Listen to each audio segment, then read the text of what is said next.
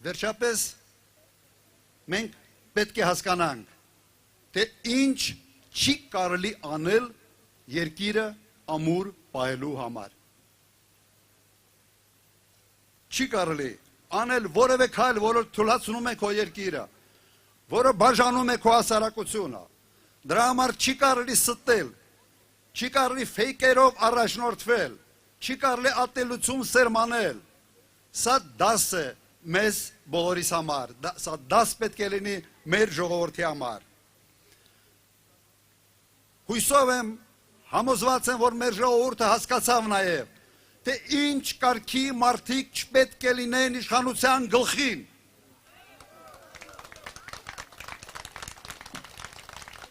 Մարդիկ, որոնք քայքայում են պետականությունը, սեփական աթոռը ամեն գնով պահելու համար։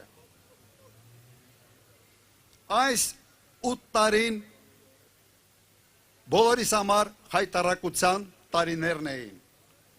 Եվ այս էջը մենք պետք է փակենք, պետք է վերականգնենք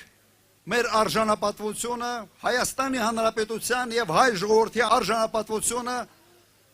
եւ պետք է անել ամեն ինչ ուժեղացնելու համար, վերականգնելու համար այն կորուստները,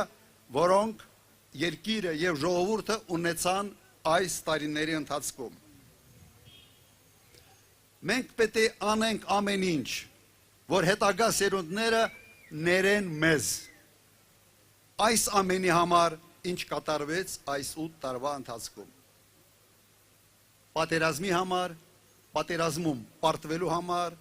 եռաբլուրը եռապատկելու համար, երկիրը խայտարակ վիճակ մտցնելու համար, որովհետև վերջապես մանդատը